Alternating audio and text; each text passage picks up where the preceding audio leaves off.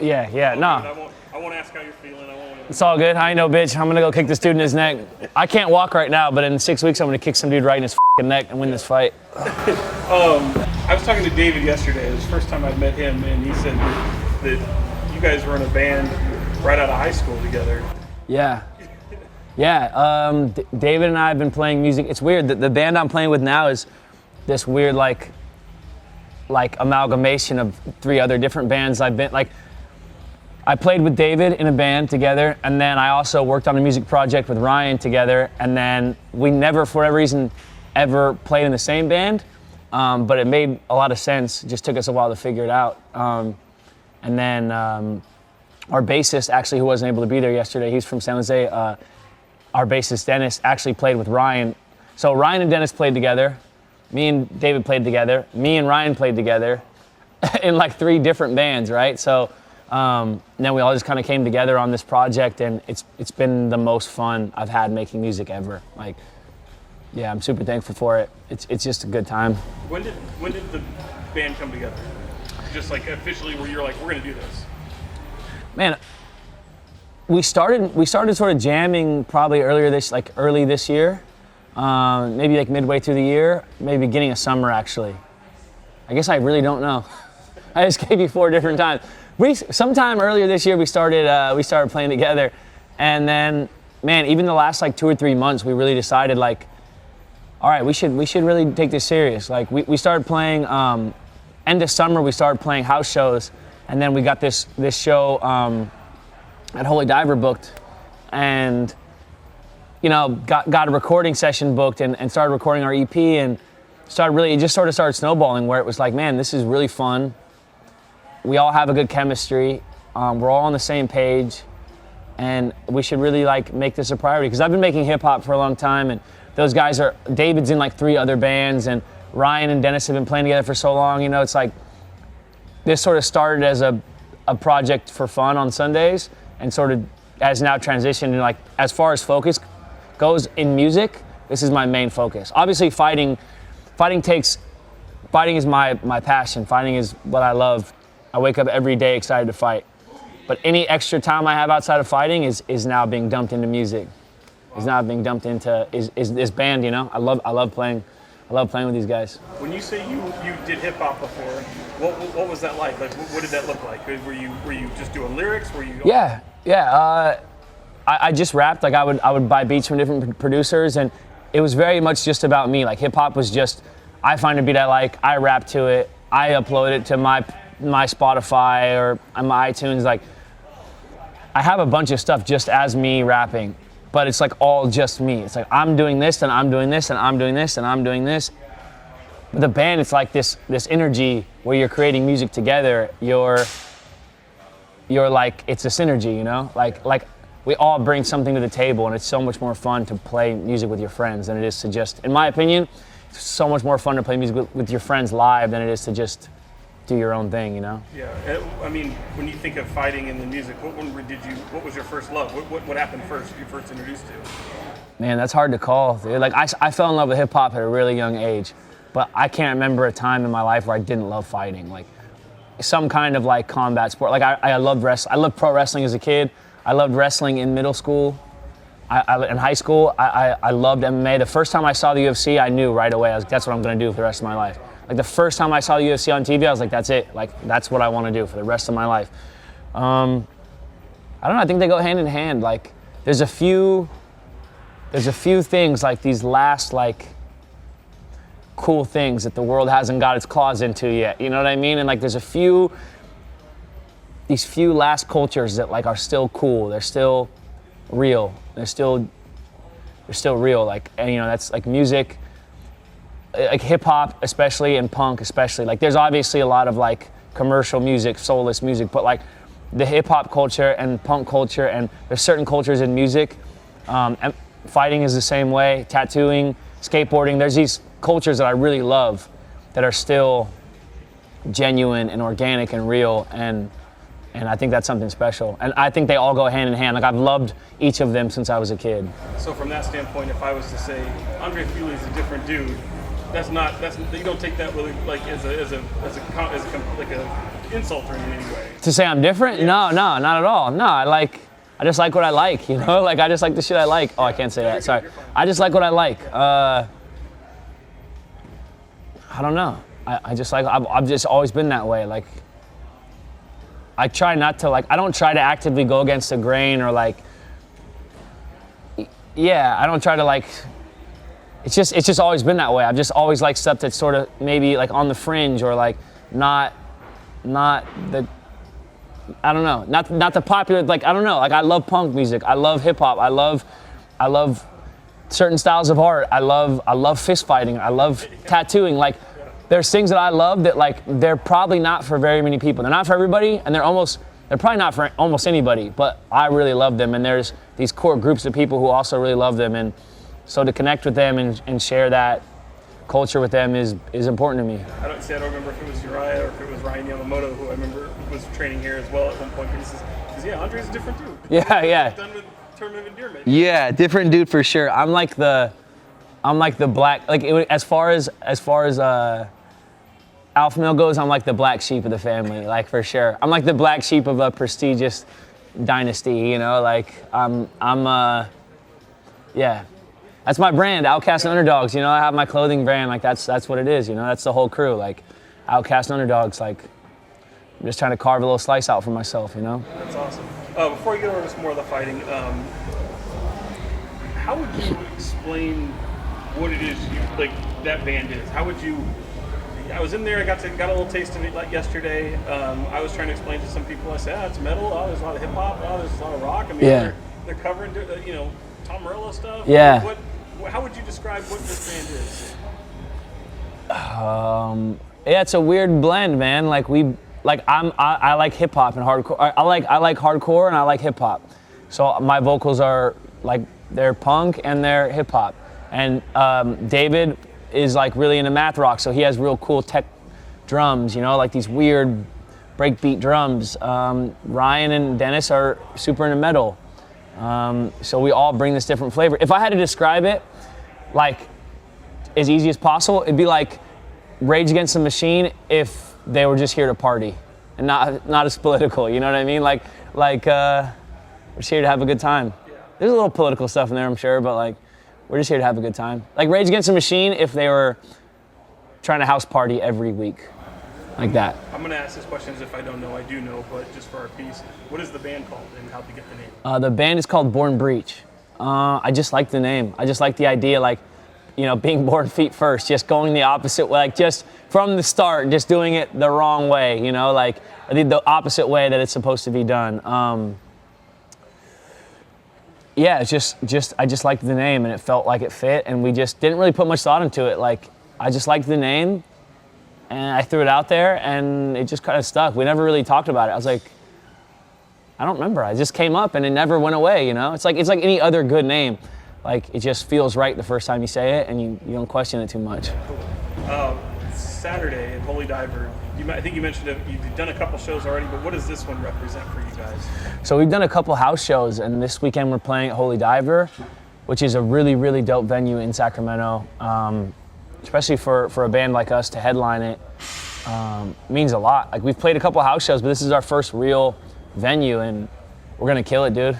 We're gonna burn that place to the ground.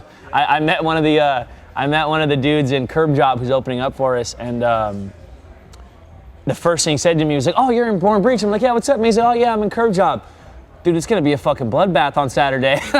Dude, that set the tone. Everybody's on the same page. It's gonna be yeah, if you want to avoid physical contact, you should stand in the back, because it's just going to be chaos up front, just madness, and I'm excited for it. So people casually know you as a UFC fighter, and they're like, oh, we got to check out Fili. Yeah, you should. What are they walking into?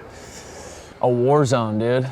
And you can you can not participate by standing in the back and just enjoying the music, but if you want to actively participate in the chaos and the mayhem, dive head first in there. It's going to be there's going to be a big mosh pit. There's going to be a bunch of crowd surfing. I'm going to be jumping off things. There's going to be, it's going to be wild, dude, for sure. Yeah. Where do the lyrics come from? I mean, is it all you? Do you write with someone? I mean, do they come from a dark place? Do they come from an uplifting place? What is it? Yeah, all the lyrics so far from the band are me.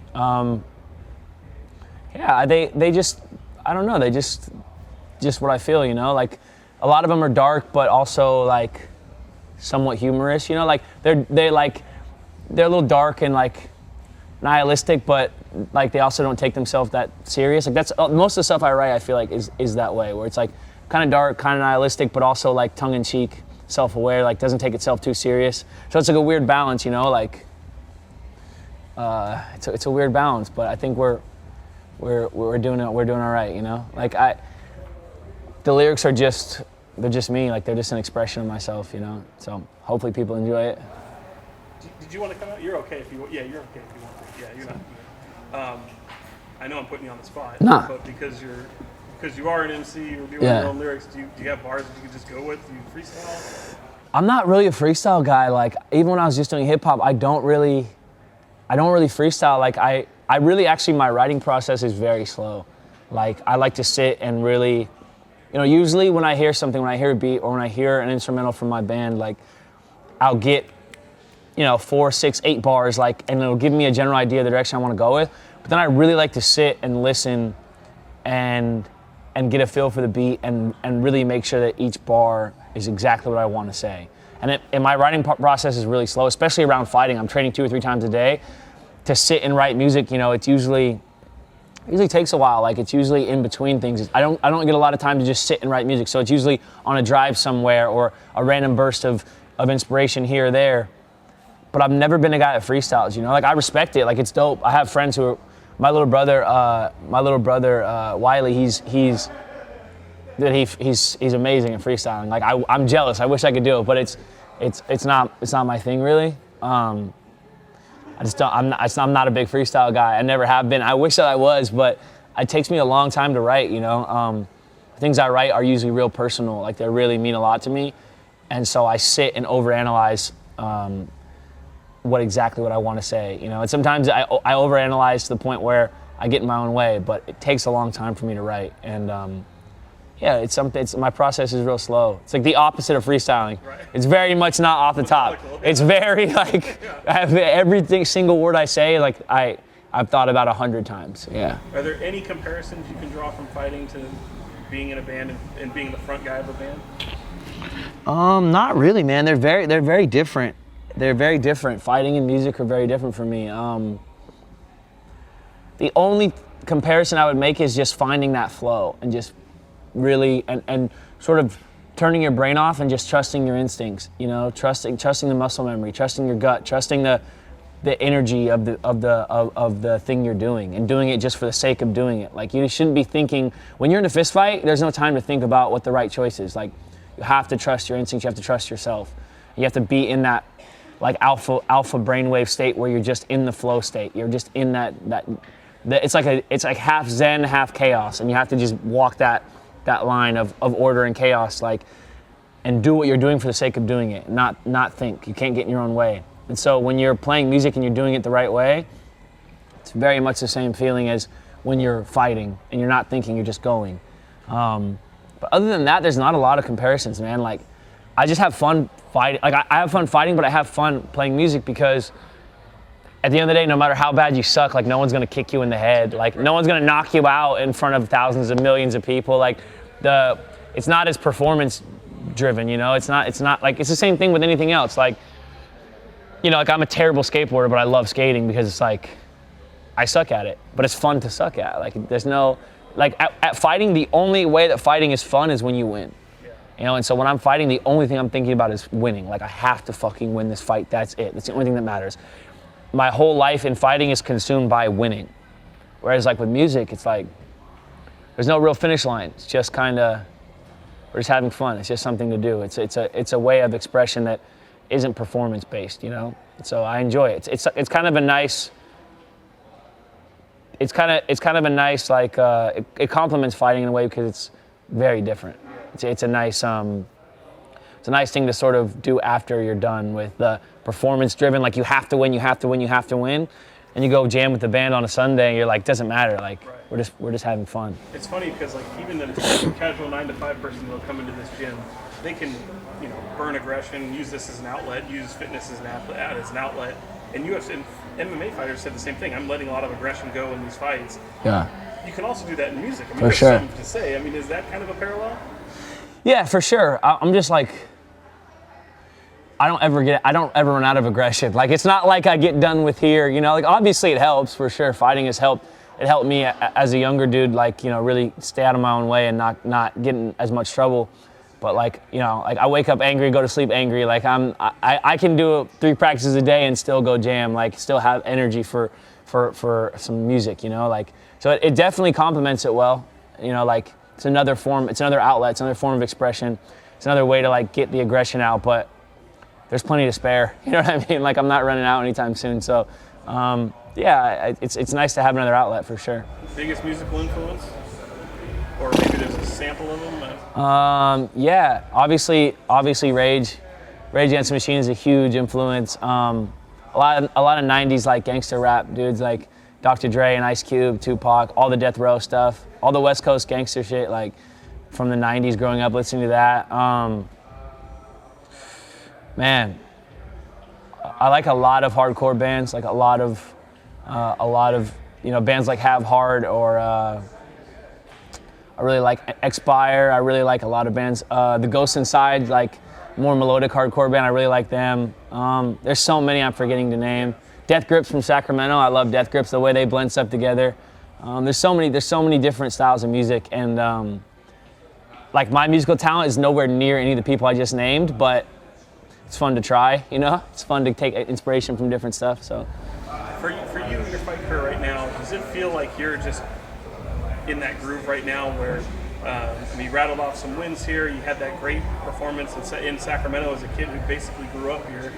Where do you feel like you are right now in just the division and looking ahead for yourself? Yeah, I feel like I'm in the swing of things, man. I feel like I'm really starting to show, I showed a lot of potential early in my career, and there was a rough patch, just like anything else, there's ups and downs, but I feel like I'm really like, showing what I can do, and I'm really in the swing of things. I'm really found that groove where I'm getting knockout wins. I'm putting on strong performances and getting good wins against good guys. I'm showing I'm the best 45er in the world. I think that people, I don't think they know it yet, but I'm starting to show. I'm starting to prove to them. Yeah, there's still a lot of work to do. There's still a lot of things to prove. There's a lot of fights I want to win. There's a lot of matchups I want to get, and I'm gonna get that world title soon. But just try to take it step by step, not get too far ahead of myself. I'm just excited. I'm thankful to be fighting. I'm thankful to get to do what I love, and I'm just going to keep winning fights until I think right now I'm a little underrated. I think I'm a little undervalued, but I'm just going to keep winning fights until people can't deny me.